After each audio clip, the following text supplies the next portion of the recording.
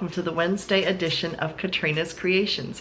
Now over the next 2 weeks, I'm going to be talking about sweaters I have made, whether they're knit or crocheted, and as I lose weight, will I be getting rid of them, reworking them, like modifying them, or completely ripping them out and starting again. So today we're going to do the long sleeved winter sweater. So we're going to do those first, and then next week I will be doing the short sleeved sweaters. So let's get started. This first one you all saw a few weeks ago, and I do not remember the name of this pattern. I think it has been discontinued.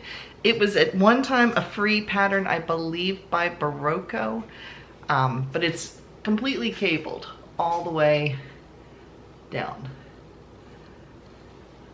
I don't want to recable it, and I don't know if I can. Anyway, this is already a little big on me, so what am I going to do?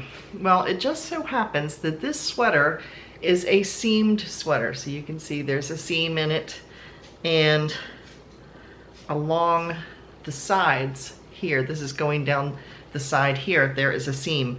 So I could pick that seam and then take it in and cut it, basically steek it like you would a sweater, which is probably what I'm going to do. I might actually, rather than even pick the seams, I might take a sewing machine and sew down here so the stitches don't unravel. They shouldn't, unlike crochet, which goes this direction, knitting goes this direction. You're going up, where crochet you're going back and forth. You're going back and forth with knitting, but it's basically making a chain stitch vertically. And as a result, you can cut it and it doesn't go like that and unravel. But we're not going to attempt that. I always, anytime I have steeked things, I run a sewing machine and run a seam down here, and then I cut it, so it just kind of protects it a little bit, and then I think I can fold it back and sew those seams together so they're not bulky. So that is probably what I'm going to do, is I'm going to modify this. So I would be taking it in under the arms and along the sides. So that is plan for sweater number 1.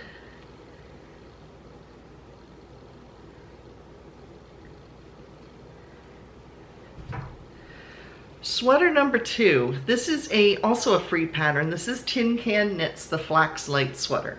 I love this sweater. I have worn it to pieces, to be honest.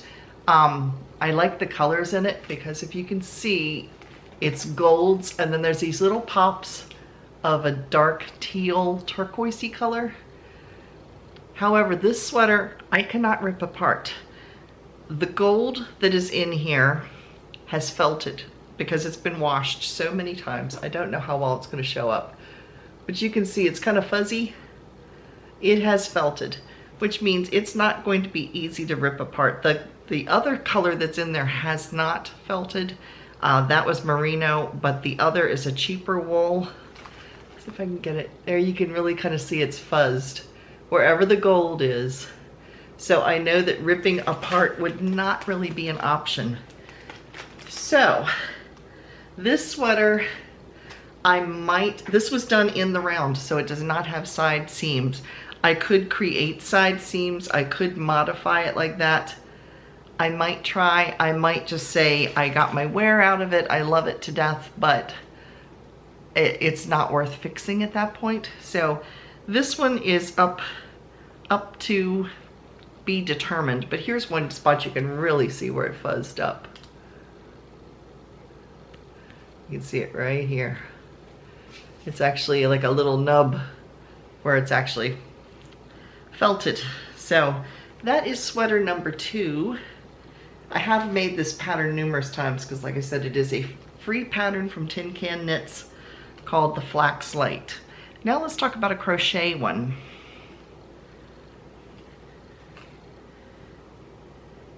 Now this one is a split collar. I made this last winter. This is out of homespun, and I'm one of these people. Some people don't like homespun. I like homespun. I think it's extremely soft to wear. But this is a split collar. There's the other portion of it. And so when I wear this, I usually put a brooch right here. I've worn this a few times. It's too chunky and bulky to take in. However, when I put it on now, it fits, but it's actually just a tad snug. So I don't mind if I lose the weight and then it's a little bit too big. That's perfectly fine, because it is a bulky sweater, so I don't mind it the way it is. It's not like I'm going to be able to fix it because it's too bulky of a weight of a sweater. And I have another, forgot to bring it in, but I have another crocheted cardigan that is also in homespun, and it's in a burgundy with black trim, and it's just no buttons on it, just a cardigan.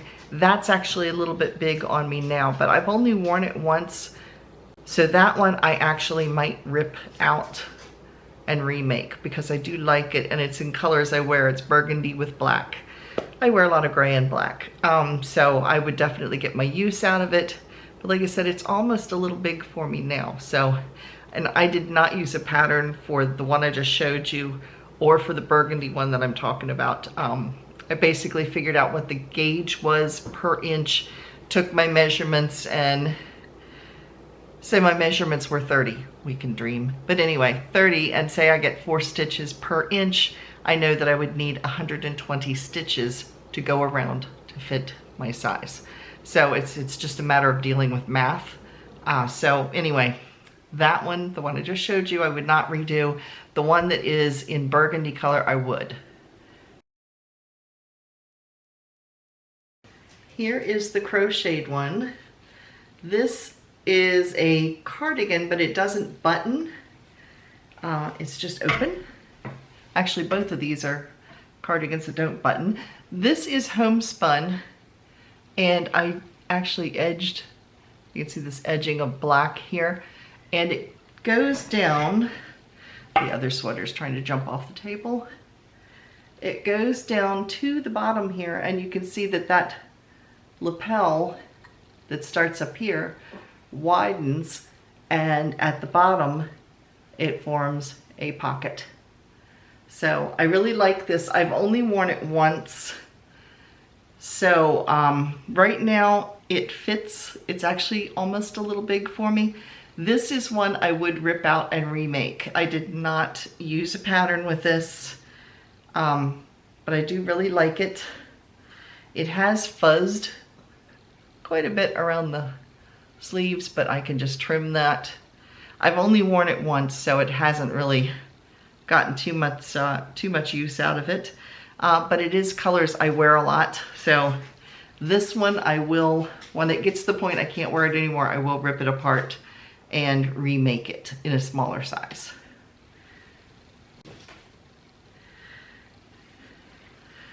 Now we come to my most detailed cardigan or sweater that I have ever made. This is the Barton cardigan. This is knitted, and it is literally cables all the way around. That's the sleeves. It's easier to show you the back. This was my most labor-intensive cardigan. I do like it. It's 100% wool. When it gets too big, and it's bordering also on too big, already. So once it gets too big, this is not one I'm going to rip apart because it is 100% wool. It's not like a superwash wool. It is a regular wool, so it's not going to rip apart very easily. This would get passed on to somebody else, but I would definitely remake this sweater again because I do like it. I think it's gorgeous. I just love all of the cables here. So I would definitely remake this in possibly a chocolate brown or in a gray. I have yarn upstairs in the craft cave to do either. So I think I would probably do it in the gray just because I would get the most use out of that, although I do wear a lot of browns too. So yeah, so this is one I would also remake.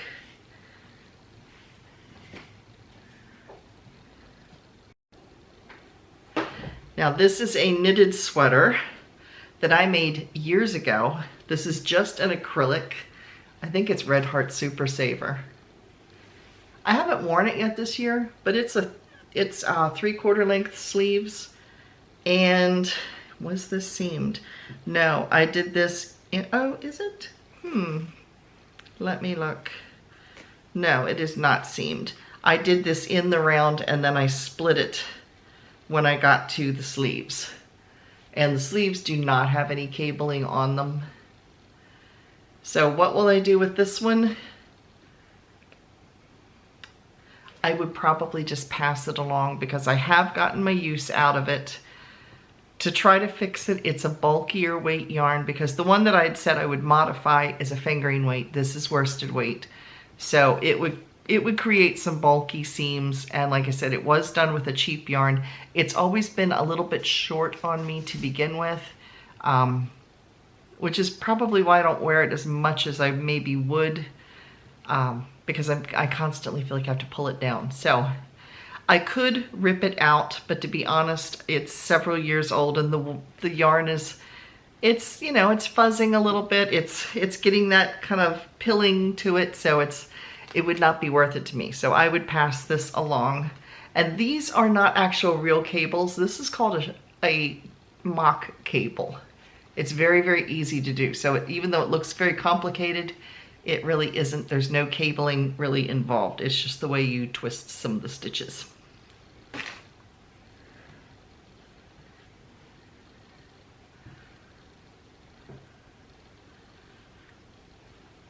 The next one is also, I have more knitted sweaters than I have crocheted sweaters because I've been knitting longer. This sweater was done years ago. I did not use a pattern. It is a basket weave at the top, and then it just goes down to a regular stockinette. This is wide on me already. As you can see, it's a dropped shouldered sweater. It is 100% wool. So it's not going to be easy to rip out. This is, again, it has started to fuzz up a little, so this is another one that I would just pass along to somebody else. Yeah, because you can see, I don't know how well it'll show, but it's got some, yeah, you can see some of the pilling that's going on. So it's not a real high quality wool, but it is a wool. So yeah, that can go live someplace else. Then I have this sweater. This was done as a test knit for Janine McCarty, which is the Yarn and You girl. And this is, it's called the, I cannot remember for the life of me what this is called. I will stick it down here. It'll come to me after I finish videoing, but I'll put it down here. But anyway, this is like, it's a sweater that you wear something underneath because as you can see, it has little holes in it all the way through. And I did like a little crochet around the collar here. Did I do it at the bottom too? No. So this is garter stitch, and then you have these kind of like hash stitches. I think it's called Indian Cross. I think that's the name of the stitch. They're kind of fun to do. They're very simple, but they look really nice. And it has a lot of my hair on this sweater. I need to de-hair it. But anyway, this one I would keep because it is meant to be an oversized sweater. And right now it fits snug, you know, it fits comfortably, tightly, a little bit, not tight, but a little bit snug by the time I put a shirt on underneath it. So this one should be fine by the time I, oh, it's a Cooper Spur. That's what it is. It's a Cooper Spur pullover. It's named after an area up in the state of Washington. So anyway, that's what it is. It's the Cooper Spur pullover. So yeah, I will keep this one, and it'll just be what it was intended to be, which is a slightly oversized sweater. So there's that one. Then I have two of these. This is Bernat chunky, I think. These are very comfortable sweaters. This is the first one. This is again the Tin Can Knits, and I just modified it to work with a super bulky, because that's what this is. It's like a 6. I think it's a 6 weight sweater.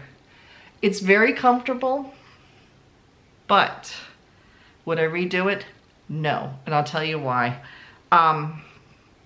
This yarn, it's very loosely twisted, and the other one I'm going to show you especially, after wearing it once or twice, started looking like I'd had it for 20 years.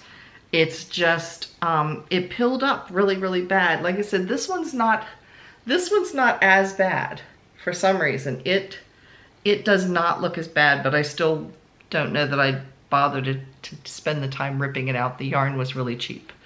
So it's not bad, but it's not worth, the cost of the yarn isn't worth tearing it apart.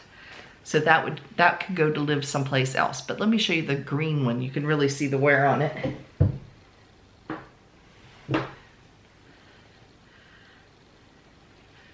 Here is the green one, and this one I did a turtleneck on, and you can really see the pilling on it right here.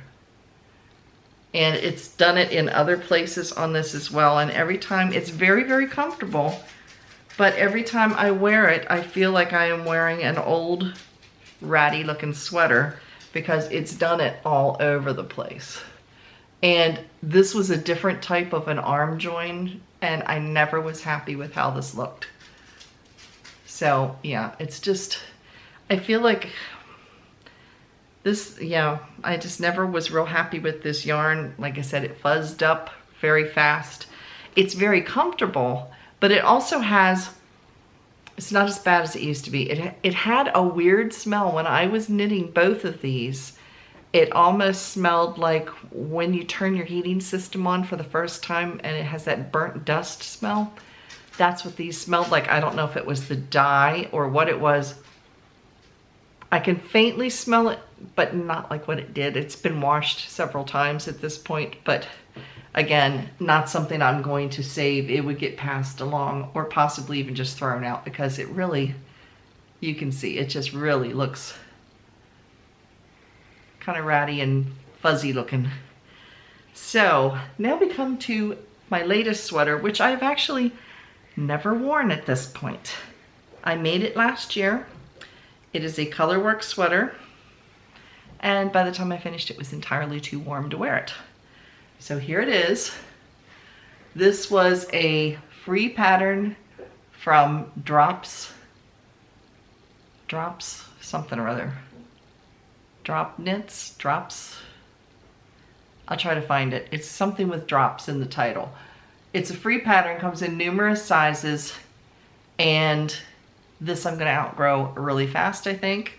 However, because when I made this, I actually flared it out. Once I got past the color work, which was the black and the white, where it's under my arms, I actually made it kind of A-lined to be a little more flattering to the hips. I'm hoping the hips don't need as much flattering anymore. So this one is going to be fixed, but it'll be fairly easy to fix. The sleeves I'm not too worried about doing anything with, although I could rip them back if I needed to and make them smaller. I'm not as worried about the arms. The sweater though is knit from the top down, so I can start and just rip out from the bottom, which I'm not real happy with the bottom anyway because it's curling. I don't know how well it's going to show. Well, yeah, there you can see it. I didn't put ribbing at the bottom, and I did an I-cord instead, and it's just rolling up. So this is one that I could rip out very, very easily because I have not worn it. It does not have a whole lot of wear to it at all. And so I can just rip it out to the underarms where the colorwork starts and just re-knit, because this is just stockinette. Once you get past the colorwork part, this is simple. It's just simple stockinette. So I can rip this out and just taper it, you know, straight or taper it in as needed, and it shouldn't be a problem. So, you know, I won't redo the, I won't redo this part. I won't have to touch that. I would just be touching from the underarms down. So at least that's the plan. If it turns out I lose enough weight that I have to rip the whole thing out, we'll just get some more yarn. So those are my long-sleeved sweaters. So stay tuned next week. And next week I will do the short-sleeved sweaters and let you know what I'm going to be doing with those. So thanks again for watching. Bye, everybody.